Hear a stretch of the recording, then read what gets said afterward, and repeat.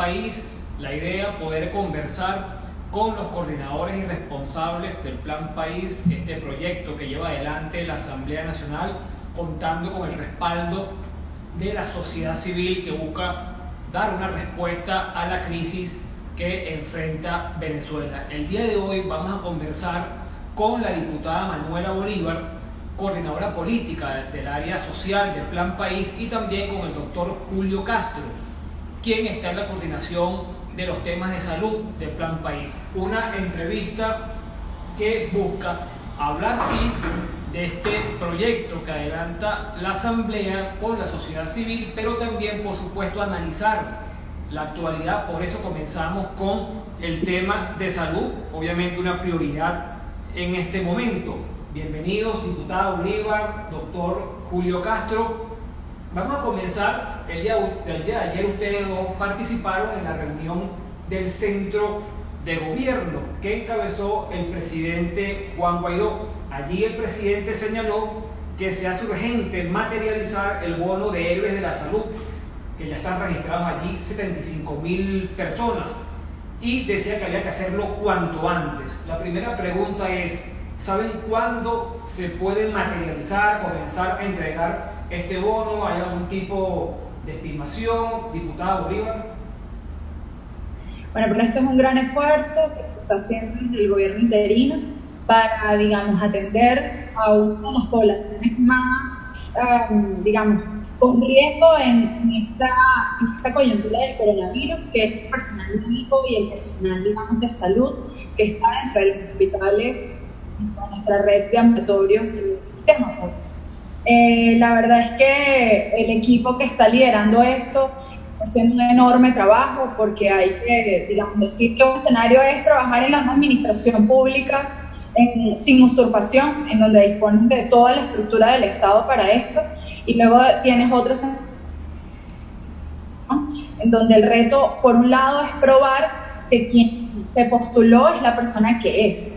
O sea, y esto lo digo no porque haya una desconfianza entre el que se postula, pero aquí entendamos que hay un juego perverso. O sea, empezando que cuando la plataforma arrancó, la tumbaron infinidades de veces. O sea, ha sido, digamos, un elemento de saboteo continuo por parte del régimen. Entonces, en ese sentido, uno de los retos que tiene el equipo que trabaja en esto es probar que en efecto este postulante es decir, es una persona que trabaja activamente dentro del sistema de salud y que además está en áreas destinadas a programas de COVID.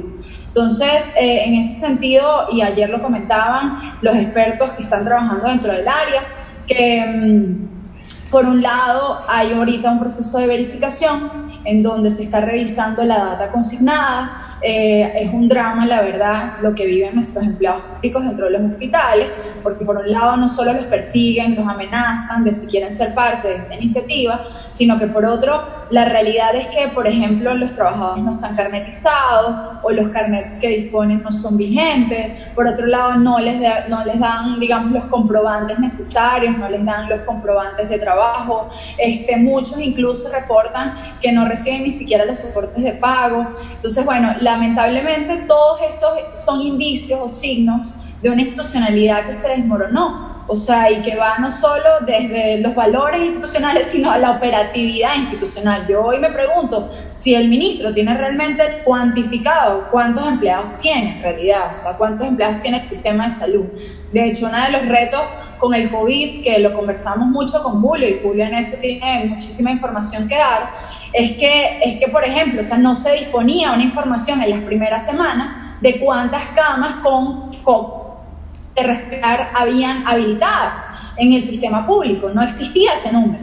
O sea, y de hecho, organizaciones internacionales que trabajan en materia de salud tampoco sabían en efecto, o sea, no existía ni siquiera, yo me imagino que no existía ni siquiera un grupo WhatsApp con todos los directores de los hospitales para una coordinación. Entonces, aquí estamos viendo, digamos, los vestigios de políticas públicas erradas. Pero no solo eso, sino el deterioro, o sea, el abandono de un sistema de salud.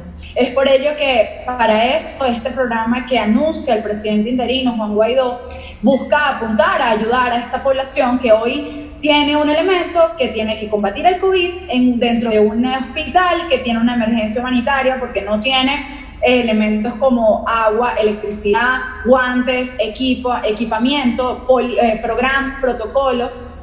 Y luego, por otro lado, también tiene que afrontar la realidad de la falta de combustible, la realidad de que no alcanza el dinero para comprar los alimentos.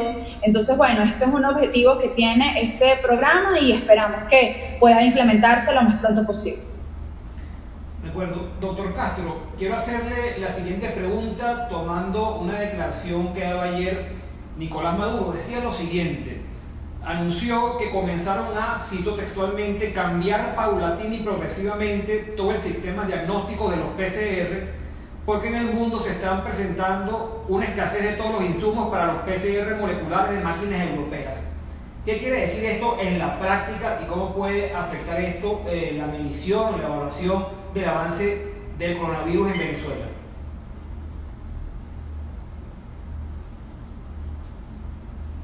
La primera parte de la pregunta, te oí interrumpido y no te oí, ¿me la puedes repetir? Sí, cómo no, puedo repetirlo. Citaba una declaración del día de ayer de Nicolás Maduro, donde señalaba que comenzaron a cambiar paulatina y progresivamente todo el sistema diagnóstico de los PCR, porque en el mundo se están presentando una escasez de todos los insumos para los PCR moleculares de máquinas europeas. Quería su explicación de esto, el alcance que eso tiene, qué significa y cómo puede eso afectar, si lo hace de alguna manera, la medición del avance del coronavirus en Venezuela. Fíjate, no, es difícil entender qué es lo que están pensando, ¿okay? Entre otras cosas, nunca han dicho exactamente qué tipo de kits están utilizando para las pruebas de PCR. Nosotros no tenemos información a través de la Oficina Sanitaria Panamericana, de la OPS, fue quien donó las primeras pruebas, las primeras 6.000 pruebas, que era utilizando una cosa que se llama el protocolo de Berlín, ¿okay? Una cosa que debemos entender es que la prueba de PCR es una prueba que se puede hacer con varios mecanismos o varios formatos diferentes, ¿okay? Como varios proveedores de las cosas con las que tú haces la prueba, ¿no? Como se da diferentes marcas, ¿ok?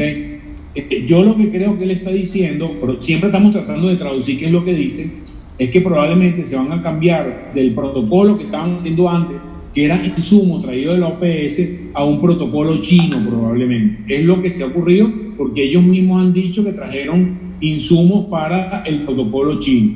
Entonces, eso es una interpretación mía de lo que dicen, porque nunca las informaciones son suficientemente explícitas para poder entenderlo.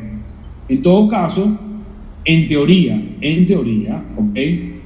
No debería tener mayor diferencia entre un protocolo y otro en buena ley, ¿okay?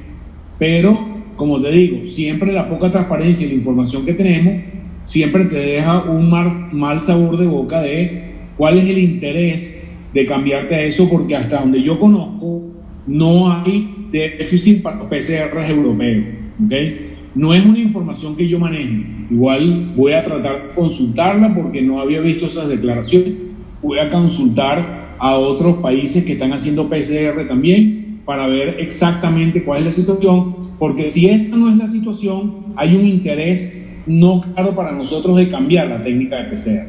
Okay, tú puedes decidir cambiar la técnica de PCR en cualquier momento, pero lo que tiene que ser claro para todos los países es lo que tiene que tener claro para todos los países es cuál es la metodología que están usando.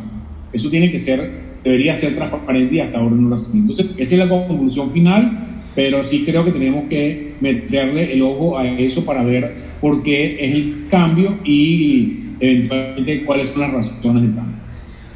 De acuerdo, el Plan País se ha venido trabajando, se ha presentado su avance a la sociedad. Recordamos un acto que encabezó el propio presidente Guaidó y por supuesto aborda el tema de salud. Mi pregunta es, hay unas propuestas allí, pero ¿hasta qué punto deben actualizarse, deben modificarse por la crisis que ha provocado el coronavirus? Julio, ¿cómo? Tú eres el coordinador de Plan País Salud. Sí, fíjate, buena parte de la preparación tiene que ver con cómo hacer para manejar esta epidemia en la condición, Manuela comentó antes, cuando eres gobierno efectivamente o cuando no eres gobierno efectivamente, porque la logística que tienes que aplicar depende mucho de eso.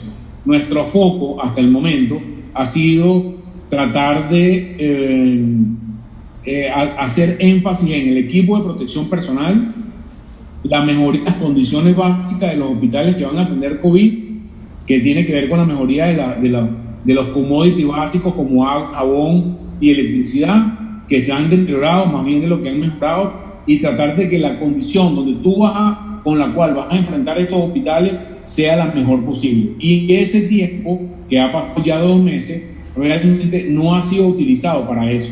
A pesar de que, por ejemplo, los tapabocas como medidor proxy de equipo de protección personal pasó de un 27% a un 40%, o sea, había solamente en el 27 y ahora hay en el 40, no es 100. Todavía hay menos de la mitad del hospital que tienen tapabocas disponibles en la emergencia para tener pacientes sospechosos de coronavirus, pero ha mejorado, y en buena parte ese mejor es por la ayuda humanitaria que han llevado UNICEF, Cruz Roja y OPS a los hospitales.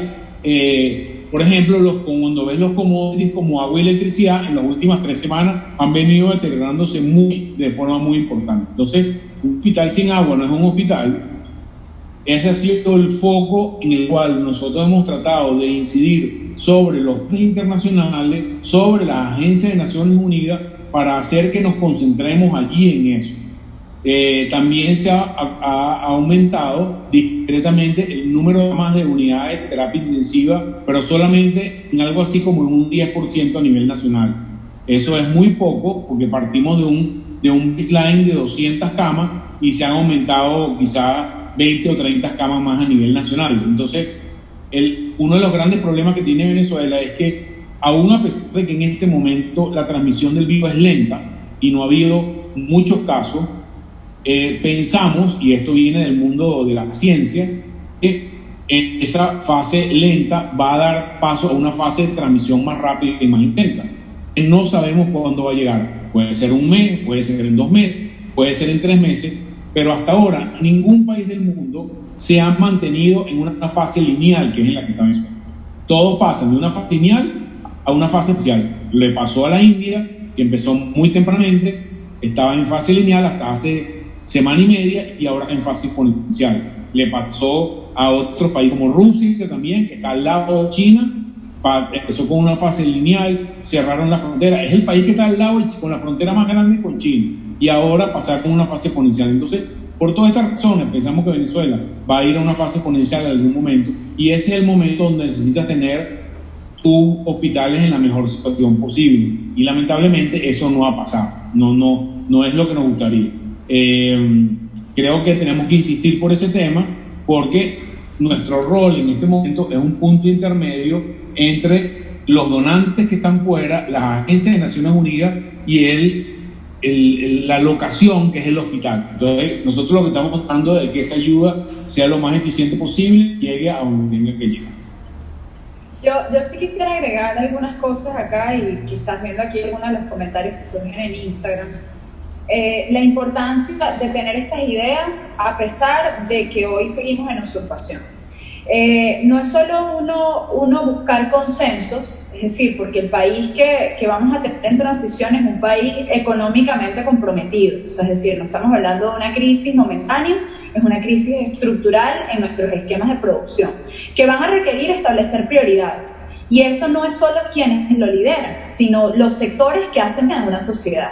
En ese sentido, Plan País ha tratado de tener unos diálogos que permitan definir no solo en un corto plazo, sino en un largo plazo cuáles son las prioridades. Y en esas prioridades, cuáles deben ser los focos. Y por ejemplo, lo digo que en el caso del sector salud, la discusión ha sido muy amplia, porque en efecto, nosotros vivimos una medicina como país que tenía una plata enorme, porque además vivió una época petrolera muy fuerte, que hoy nos toca, disminuir nuestras expectativas, a entender que somos un país que en este momento se equipara a países como Haití, o que se equipara a países como África, no porque tenga la infraestructura, porque infraestructura tenemos, sino porque a pesar de que tenemos la infraestructura está en el piso. Entonces, en ese sentido, entender esos consensos y entender esa realidad es un elemento importante. Pero luego lo segundo, el hecho de tener los técnicos no solo viendo, diagnosticando, evaluando el estado de nuestra salud, también ha permitido hacer un adecuado análisis sobre lo que es la ayuda humanitaria. O sea, es decir, hace un año la ayuda humanitaria, se materializa el discurso de que hay una emergencia humanitaria compleja en Venezuela porque hay un reconocimiento formal de Naciones Unidas sobre un elemento en el cual la sociedad venezolana tiene años denunciando. Entonces, ahora eso lleva a que no es solo el régimen el que decide poner, o sea, dónde se ponen, en qué hospital y bajo un criterio muy político, sino que a su vez gracias al trabajo de las academias, gracias al trabajo de organizaciones no gubernamentales, gracias al trabajo de la misma Asamblea Nacional, hoy hay un contrapeso y es decir, los hospitales tipo 4 no tienen agua. Entonces, si tú vas a poner, vas a reparar tanques de agua y vas a reparar pozos de agua, bueno, es importante darle prioridad, por ejemplo, el JM de los Ríos, es importante darle prioridad al hospital universitario. ¿Por qué? Porque tenemos un inventario bajo el cual llevamos a instancias internacionales lo que debe ser consignado. Porque sí, ciertamente la ayuda humanitaria hoy entra bajo los canales, digamos, y las estructuras usurpadas, porque tienen el Ministerio de Salud. Ahora, eso no significa que no haya un centimetraje de saber hacia dónde se apunta y hacia dónde tiene que dirigirse, y un reconocimiento de los espacios internacionales sobre el rol que juega la Asamblea Nacional y las organizaciones no gubernamentales. Hoy en Venezuela hay una realidad, hay un espacio humanitario mucho más amplio de lo que era el año pasado. Y esto es parte del trabajo que hemos hecho. ¿Y cómo se traduce eso? No solo es en ayudas puntuales y programas de saneamiento de agua, de ayudas nutricionales, sino también, por ejemplo, en una infraestructura humanitaria. Es decir, hoy la oficina de OPS es mucho más grande de lo que era años anteriores. Hoy la oficina de UNICEF es mucho más grande de lo que era años anteriores. Hoy tenemos presencia de organizaciones internacionales no gubernamentales como Médicos Sin Fronteras, o el Consejo de Noruego Refugiados, que eran organizaciones que no se plantearon estar y que están hoy en Venezuela producto de la declaratoria de una emergencia humanitaria compleja. Ahora, hay que ganar más. Y ese ganar más no lo ganamos solo desde la solicitud política, sino desde la técnica, desde la propuesta, desde el diagnóstico. En donde premiaron al régimen por nutrición, mira, todo eso fue falsedad. Estamos viviendo hoy un escenario de hambruna. Entonces, bien, necesitamos que hoy, por ejemplo, el Programa Mundial de Alimentos haga presencia en Venezuela. ¿Y por qué no está? Porque el régimen no se lo permite. Pero para ello hay una gran presión de los países donantes, es decir, de los gobiernos aliados, inclusive del gobierno interino, que hoy están solicitando que exista en Venezuela un espacio humanitario autónomo. Ese también es parte del trabajo del equipo técnico de Plan País, ese es parte del trabajo de la credibilidad que tenemos, porque no es solo una arenga política, sino porque son propuestas. Diputada, también un tema que usted ya asomaba, que es el efecto que esto tiene, el tema de la pandemia, de la cuarentena, sobre la sociedad. Solamente hablamos del tema de salud, sino los elementos básicos para poder vivir. ¿Cómo evalúan el desarrollo de esta cuarentena que se extiende? Además, no hay un horizonte de cuándo puede terminar. No se ha hablado tampoco en el país de un plan para desescalar, para reactivar la actividad económica, social. ¿Cómo ven el impacto que está generando esta situación en la sociedad venezolana? Hay que decir, y en esto Julio es mucho más experto porque además es epidemiólogo y tiene como es su voz, es su área de experticia. Pero hay que decir que sin lugar a duda el mundo se está enfrentando a un fenómeno, digamos, que además no es una simple gripe. O sea, nosotros no estamos enfrentando una gripecita, o sea, no, que además tiene un porcentaje de mortalidad comprobado. Entonces, ahora bien, Venezuela no es solo un tema de aislamiento, o sea, porque es decir, hay que decir, bueno, ¿qué es lo adecuado al aislamiento? Es posible, o sea, todos los países lo han asumido. El punto es que aquí el aislamiento es sin gasolina. Eso no es que tú no te puedas mover solamente, sino que los alimentos no se pueden mover. O sea, es decir, hoy los productores de los estados llaneros pueden trasladar los productos a Caracas porque no hay combustible. Precios, y lo que tú no podías comprar hoy se hace más cuesta arriba, es decir, tu alimento se disminuye en tu hogar. Entonces, eso aunado a una crisis eléctrica sin precedentes, o sea, en donde no hay capacidad, digamos, de organización social, de organizar desde el trabajo en casa hasta el colegio en casa, es decir, se te daña la comida, se te dañan los electrodomésticos, nadie responde. A esto le sumamos el colapso por agua. Hoy Caracas está viendo, digamos, el hecho de que no se previó, y todos los estados del país, de que no se ha invertido en el sistema de, digamos, de agua, pues, o sea, en el país. Y hoy estamos viendo, bueno, no solo un agua con una calidad pésima, sino que no hay distribución. Y esto además se acompaña al pésimo servicio eléctrico, porque entonces cuando se va la luz, se dañan las bombas de agua, Hidrocapital no tiene empleados, entonces no hay quien lo repare. Entonces, es decir, tú tienes hoy aislamiento, sin servicios básicos y con un costo de los alimentos enorme, que eleva el hecho de que hoy muchos venezolanos tienen que, o se mantienen en casa, o buscan algo para resolver a pesar de que se contagien de coronavirus, porque la realidad es que o te mueres por coronavirus o te vas a morir de hambre. Entonces, y a eso no hay ninguna política pública asociada. Entonces, hoy vemos con muchísima preocupación el escenario que enfrentan muchas familias venezolanas digamos, a las políticas tomadas por el régimen de cara a la pandemia. Doctor Castro. Sí, fíjate, no solo hay un hecho incontrovertible, que es que la epidemia ha avanzado a un ritmo más lento del que nuestros pares en América Latina han avanzado. Y cuando nos comparamos, encontramos que nos parecemos más a África que a los pares de América Latina.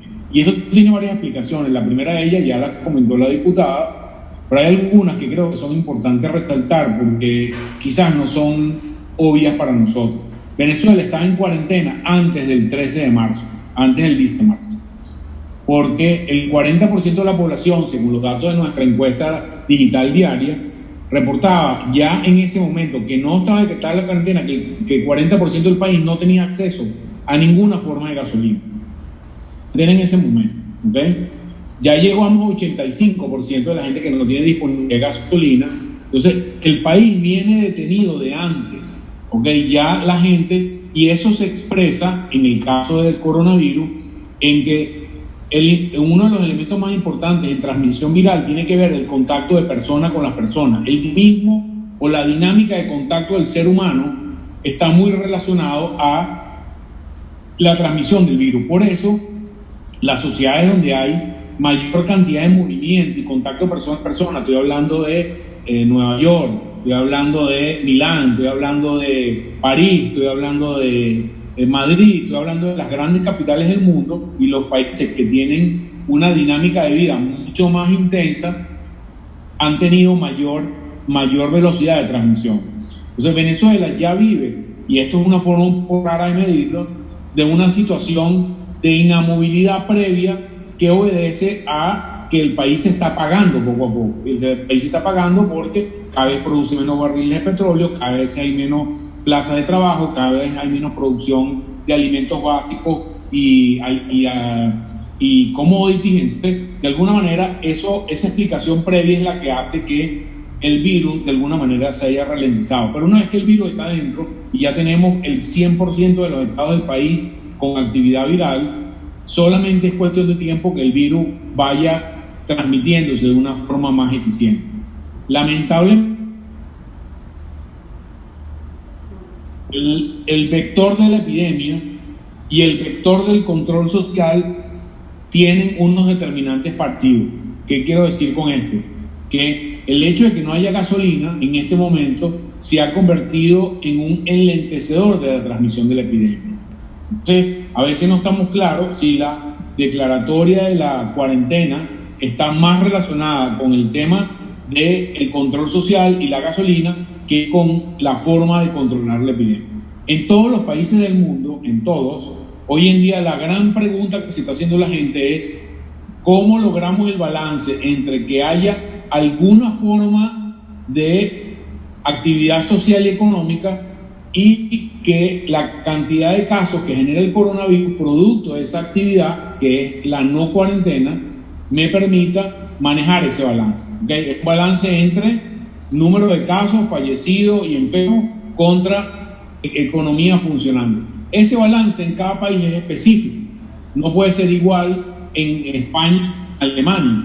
Entonces en Venezuela, ¿qué es lo que pasa? Nuestra brecha, porque nuestro sistema de salud es muy endeble, es muy pequeñita. porque en lo que tú tengas pocos casos, a pesar de que sea lento y vayas a una fase un poco más intensa, en lo que tengas muy pocos casos vas a colapsar el sistema de salud. Entonces, nuestro margen de maniobra o el margen de maniobra es relativamente pequeño. Y un elemento fundamental que tiene que ver con la propia dinámica del virus es que el virus va a estar aquí el año 2020 seguro y probablemente parte del 21. Esto no es algo que se vaya a acabar en un mes. Creo que hay que transmitirle a la gente una imagen cierta de la epidemia, y esto, aún a pesar de todas las cosas posibles que pasen, vivir con coronavirus para nosotros va a ser en los próximos meses una de las pocas cosas ciertas que tenemos. Hay preguntas que nos llegan por las redes sociales. Una de ellas pide profundizar en las propuestas del Plan País del área de salud. Es decir, sabemos el impacto que tiene el coronavirus, pero bueno, hay una cantidad de necesidades que también incluso se han puesto sobre la mesa vista esta pandemia, esta crisis. Entonces, ¿qué respuesta se le da al paciente? Bueno, que piensa del tema de los trasplantes, el paciente oncológico, que también busca una solución, una respuesta. ¿Qué plantea Plan País ya viendo el área de salud, bueno, en toda su dimensión? Bien, de ver, tenemos que ser muy justos y transparentes con la gente. El equipo de salud de Plan País tiene 2 años trabajando antes de la coyuntura de coronavirus. ¿Okay? ¿Y cuál es el planteamiento? Hay un macro planteamiento que Venezuela hoy en día no es el país de hace 15 años en términos de producción petrolera. ¿Cuál es la connotación directa de eso y qué relación tiene con Perú? Que todas las estrategias que nosotros instauremos a partir de un nuevo equipo de gobierno implica que el dinero para todos esos planes, no importa que sean de salud, o sean del área social, o sean del área económica, o sean del agro, de lo que sea, tiene que ser producto de dinero que tenemos que salir a buscar afuera. ¿Okay? Porque no tenemos reservas petroleras, o tenemos reservas petroleras, pero no tenemos refinación, no tenemos reservas en dinero, no tenemos reservas en oro. Entonces, ¿qué significa eso? Nuestro margen de maniobra tiene que estar muy enfocado en las grandes prioridades del país. Y las grandes prioridades del país, en nuestro criterio, van a ser enfermedades crónicas, y estoy hablando de las más prevalentes: hipertensión, diabetes, enfermedades pulmonares, enfermedades respiratorias y cáncer probablemente. Son las 5. Así, en vacunación, tenemos que erradicar las enfermedades prevenibles por vacuna, tenemos que hacer énfasis en mortalidad materna, enfermedades de la mujer y prevención de enfermedades asociadas a la mujer. Tenemos que tener un énfasis en el tema de la desnutrición muy enfocado en los niños menores de 4 años, que son aquellos en los cuales la desnutrición aguda en esa etapa de la vida los va a marcar para el resto de su vida. Y tenemos que hacer énfasis muy importante en el adecuamiento de los hospitales a una nueva realidad. Esos son los focos del Plan País. Muy probablemente, hay que ser como honesto con esto, hay algunas cosas que no están incluidas dentro de ese criterio, que vamos a ir mejorando en la medida que vaya pasando el tiempo. Esto que estamos pensando es un plan de emergencia de 2 años. Ese plan de emergencia, en números gruesos, sin contar el pago de personal, cuesta alrededor de 2.500 a 3.000 millones de dólares. ¿Okay? Entonces, como salud no es lo único, vamos a tener que restablecer el sistema eléctrico, tiene que mejorar el sistema de agua, tiene que mejorar la situación de las escuelas, tiene que mejorar el apoyo que le vas a dar a las comunidades, a las comunidades más vulnerables. Todo eso tiene que ir a un pote. Por lo tanto, cada uno de nuestros compartimientos tiene que decidir qué es lo más importante en los primeros 2 años. Y lo primero más importante es que no mueran venezolanos, producto de no tener un medicamento que le va a salvar su vida. Hoy en día, que los diabéticos no tienen insulina, los diabéticos se mueren porque no tienen un medicamento. Los asmáticos se mueren porque no tienen un medicamento. Los hipertensos se mueren porque no tienen un medicamento, y eso es un pareto, es el grueso de las muertes evitables. Entonces, el foco del Plan País está directamente relacionado en el evitable.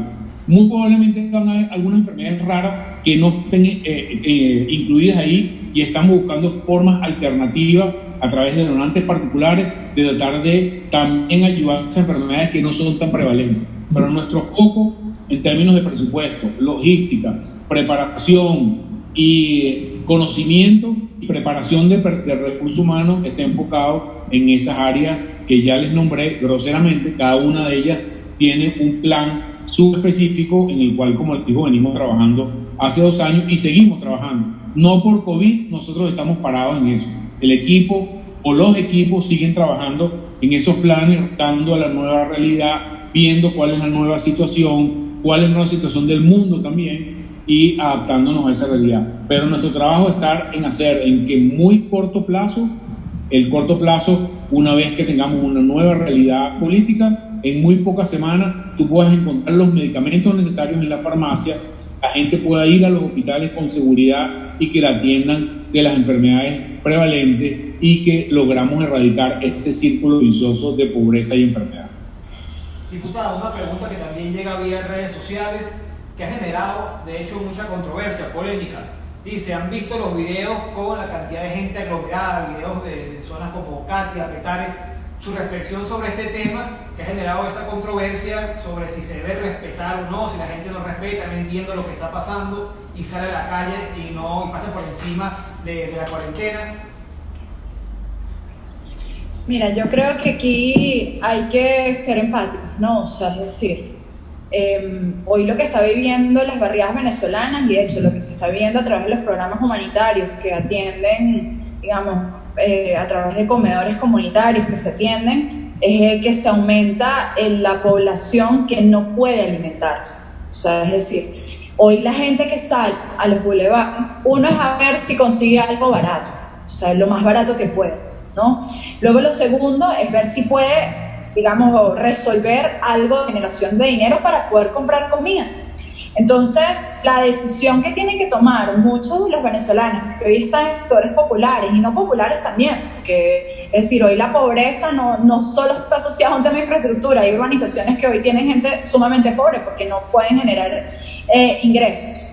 Es que al final o sales y pruebas con algo para alimentarte o mueres de hambre. O sea, es decir, o te agarra el chico o te agarra el sin nariz. Entonces, en ese sentido, creo que la lectura no es que hay desobediencia, no es solo lo que hay desobediencia al aislamiento, sino que hay sobrevivencia. O sea, es decir, tengo que salir a buscar cómo alimentar.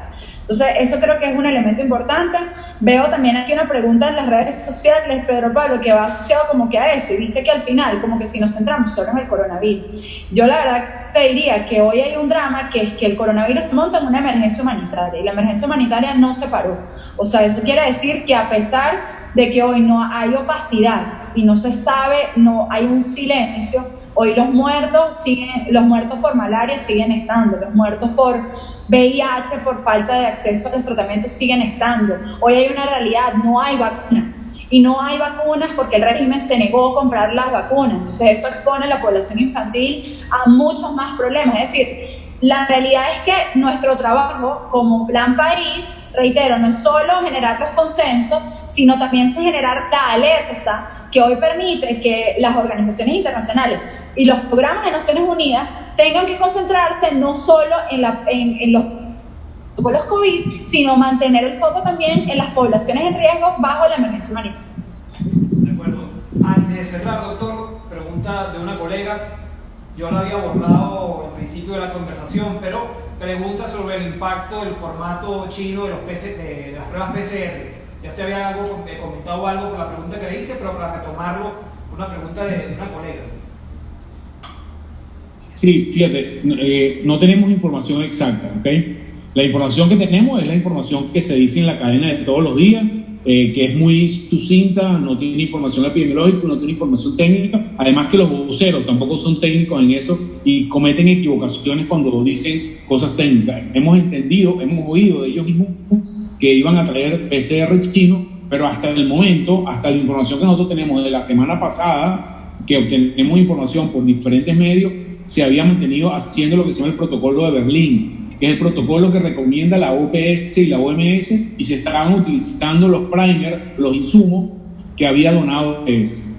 Si vamos a cambiar a un formato chino, no lo sé, digamos, tendrían que informarlo y debería ser transparente para el país eso. En teoría, hay varios protocolos en el mundo para establecer estas pruebas. La pregunta es realmente por qué se quiere cambiar.